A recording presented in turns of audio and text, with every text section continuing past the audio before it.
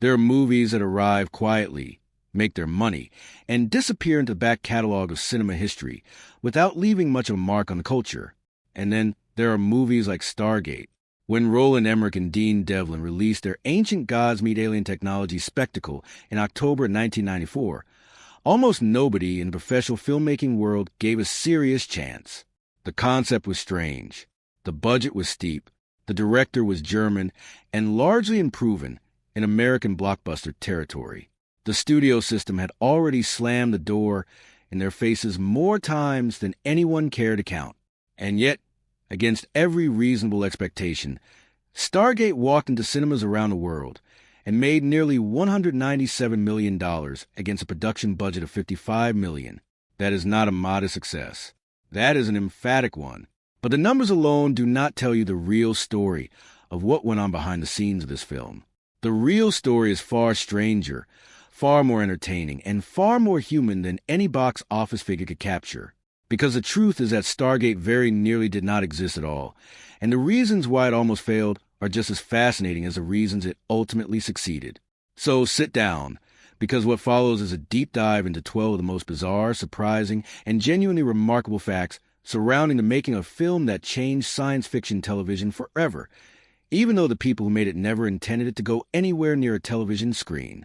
Fact number 12 takes us to one of the most embarrassing administrative blunders in Hollywood casting history, and involves one of the most recognizable faces in American cinema.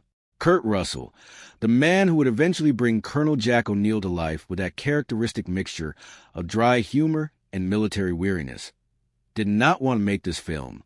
That statement on its own is not particularly unusual. Actors turn down roles all the time for all kinds of reasons. What makes Russell's situation remarkable is why he kept saying no.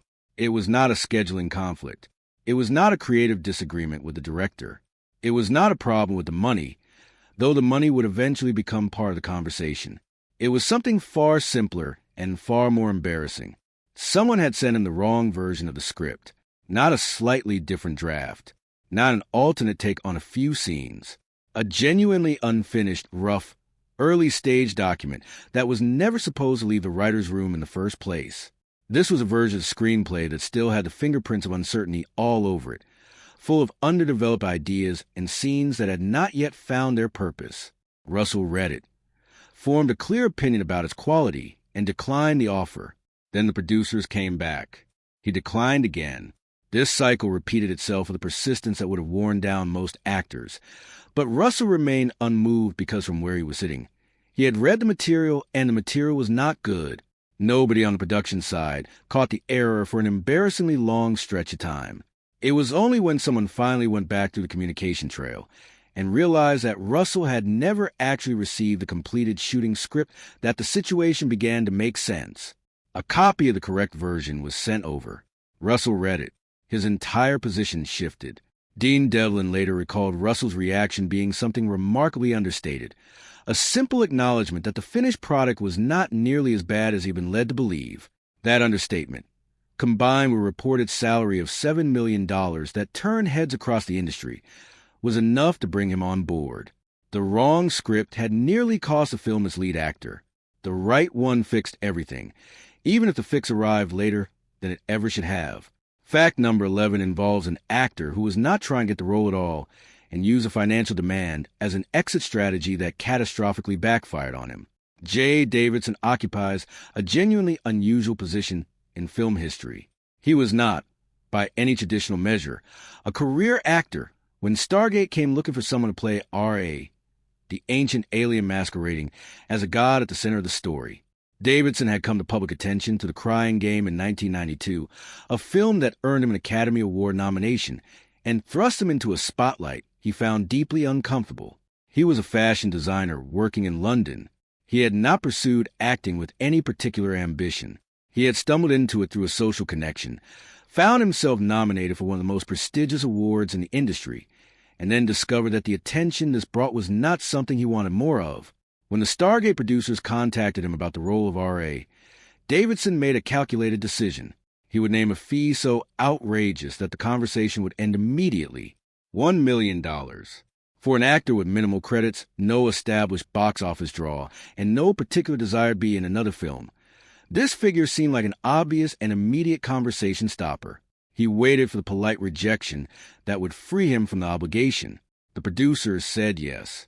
Davidson found himself in the peculiar position of having accidentally committed to a major motion picture through a negotiating tactic he had designed specifically to fail. The story is funny on its surface, but it also says something worth noting about how the film industry values novelty and unconventional casting. The producers wanted Davidson precisely because he was unusual, because he brought something genuinely alien to a role that demanded it. His discomfort with the spotlight may have actually contributed to the otherworldly quality he brought to R.A. Sometimes a reluctant performer is exactly the right one for the job. Fact number 10 involves the other lead actor and a set confrontation that has taken on the quality of legend in the years since the film's release. James Spader has never been shy about expressing opinions, and his opinion of the Stargate script when he first encountered it was firmly negative. He has said in interviews, without the diplomatic softening that many actors apply to retrospective assessments of their own work, that he thought the writing was genuinely poor. This was not a private reservation. He kept to himself. This was a candid acknowledgement that the material he had agreed to perform was not, by his own assessment, well crafted. What is interesting is that this assessment did not stop him from pursuing the project. Spader has explained that the badness of the script was itself a source of curiosity for him, because he wanted to understand what Roland Emmerich saw in it.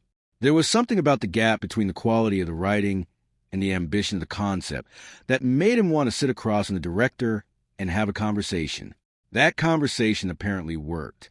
Emmerich communicated something about the tone and spirit of the adventure he was trying to create, and Spader came aboard as Daniel Jackson, the brilliant and socially awkward Egyptologist whose ability to read the coverstone becomes a key that unlocks the entire story. But the peace between Spader and the material was never entirely stable. There came a day during production when Spader decided that what was being asked of him on set that day was simply not something he could perform without intervention. The scene schedule for filming struck him as so poorly constructed that he refused to leave his trailer until something changed. The entire production ground to a halt. It was Kurt Russell who eventually went to resolve the situation, walking directly to the trailer and engaging Spader in a conversation that has since become one of the more frequently repeated pieces of behind-the-scenes mythology surrounding this film. What exactly was said in that exchange has never been fully documented for public consumption, which is perhaps why it retains such a powerful hold on the imagination of anyone who knows about it. Fact number 9 is about the road not taken in the casting of Colonel O'Neill, and it leads in two very different directions.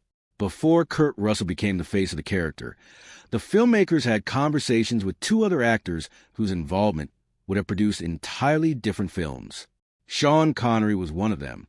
In 1994, Connery was still operating at the peak of his cultural authority, one of those rare performers whose mere presence in a project lent it a particular kind of gravity.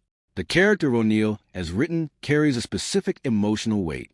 This is a man diminished by personal tragedy, someone who has walked into a likely fatal mission with the quiet resignation of a person who has already decided he has nothing left worth protecting. That kind of performance requires someone capable of communicating depth without overplaying it, and Connery in that period of his career was precisely that kind of actor. What his O'Neill would have sounded like, moved like, felt like on screen is a genuinely compelling hypothetical. The other name in consideration was Wesley Snipes, who at that point in his career was carrying the momentum of New Jack City and Demolition Man, and projecting an entirely different kind of screen energy. Snipes would have brought physicality, intensity, and a very different kind of charisma to the role. Neither actor ultimately took the part, and the reasons for their decisions are not fully preserved in the public record. What remains is the ghost of two alternate Stargates that never existed, each one a legitimate film in its own right. Each one a reminder that casting decisions are among the most consequential and arbitrary variables in the entire filmmaking process. Fact number 8 sounds like the kind of claim that belongs in a trivia night rather than a serious examination of cinema history, but it is documented and real.